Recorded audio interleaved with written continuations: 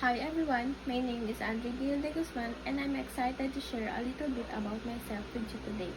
I'm a student who loves exploring different passions and hobbies, and I'm here to show you what makes me unique.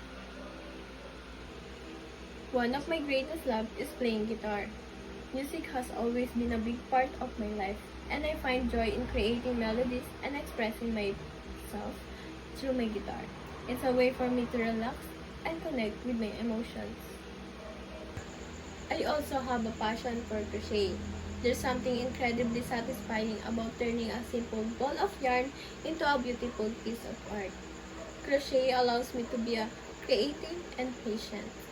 It's a wonderful way to unwind after a long day.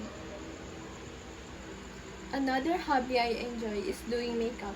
I love experimenting with different looks and techniques, and it's amazing how makeup can transform and enhance our features. It's a form of art that lets me express my creativity and boost my confidence. While I may not always be the top student in class, I constantly striving to improve myself. I believe in the power of perseverance and hard work. Every day, I push myself to learn and grow, both academically and personally. These hobbies have taught me invaluable lessons about dedication, creativity, and self-expression.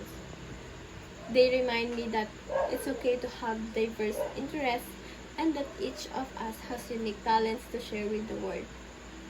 Thank you for taking the time to get to know me a little better. I hope my journey inspire you to embrace your passions and never stop striving to self-improvement. Remember, it's not about being perfect. It's about being the best version of yourself.